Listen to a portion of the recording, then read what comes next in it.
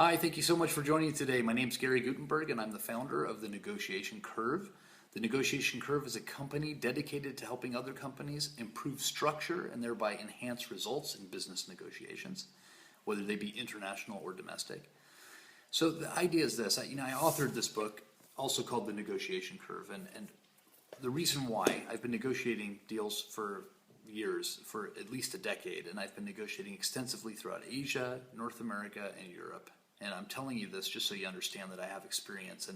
And what I'm talking about today is derived from that experience, the lessons learned along the way. What I've tried to do is package them in a cohesive way so it just makes sense and simplifies things for companies like yours and individuals as well who want to be improving their negotiation skills. So the thought that I had was this: there's negotiations going on all over the world right now. Agreed? All over the place, whether they be deals, settlements, sales, purchases, whatever it may be, all over the world. And there's some companies that are consistently achieving better results than others. And that's why I call this the negotiation curve. As you increase in the success curve of negotiating, you're moving up what I call the negotiation curve. So what we're going to take a look at is why it is that some companies are consistently achieving better results.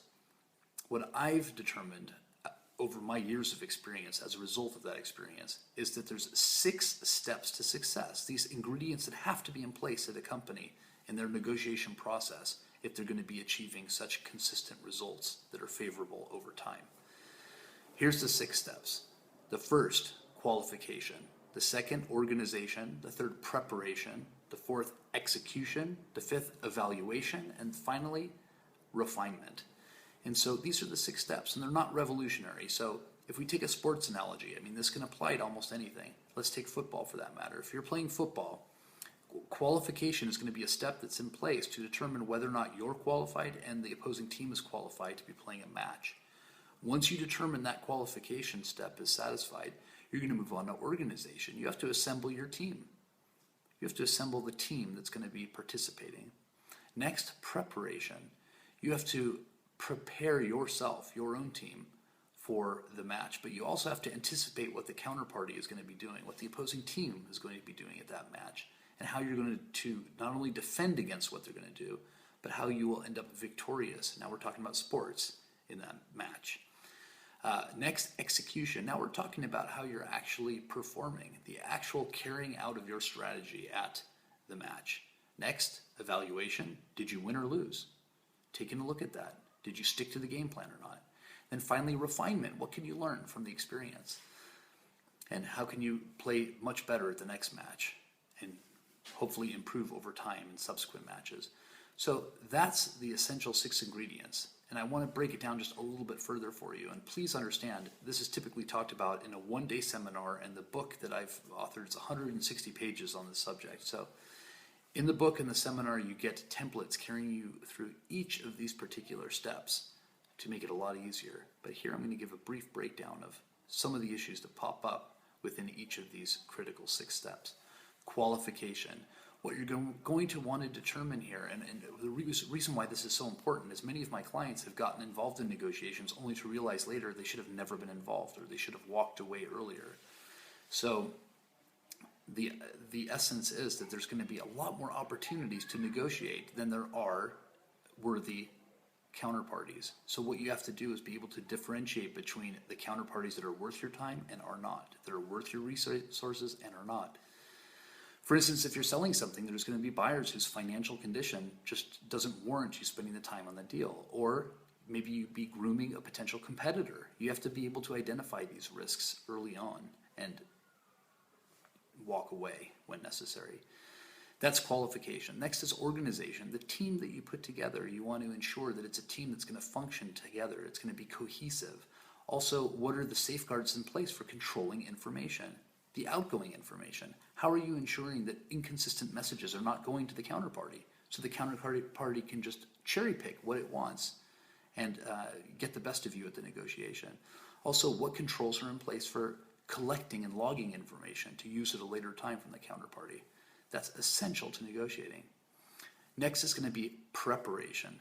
Preparation is going to take a look at how do you go about gathering information? What are the useful bits of information that are going to help you have the best leverage at the negotiation?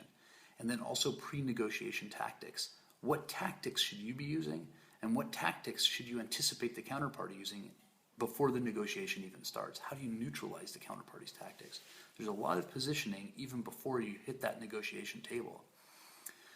Then the fourth step, that's the execution phase. Now we're talking about implementing the strategy that you've developed during the preparation phase. And then also you're going to have been equipped, presumably at this point, with the tactics that commonly arise at the beginning, middle, and end of negotiations. You're going to know how to use them, and you should know how to neutralize them if the counterparty is using them. And then also you're going to want to adapt your strategy as you go. With each round of negotiations, there's lessons learned. Adapt your strategy accordingly. The fifth step, that's evaluation. The negotiation's over. Now we want to know, was the process, was the lead negotiator, were the negotiation team members, was the outcome, were these things successful or were they not? And it's going to be very hard to make this assessment if you don't have performance criteria that are defined beforehand. So those will have to have been in place, and then you can just apply them to the outcomes and determine whether or not there were successes and whether or not there were shortfalls. Finally, refinement. This is taking a look, it's a debriefing exercise essentially, and what this does, it looks at your own company's activities as well as the counterparty's activities. So basically, were they successful, the counterparty? If so, how can we have those successes embedded in our process in the future so that we can be stronger in our next negotiations? Did the counterparty make mistakes? Did you make mistakes? How can you purge these deficiencies from your own process? Also, whatever you did that was successful, how do you ensure that this is repeated in subsequent negotiations? Those are the 6 steps. And they're, as I said, they're not revolutionary. However, they must be implemented in a way that is meaningful and useful. It should make things easier for negotiation team members.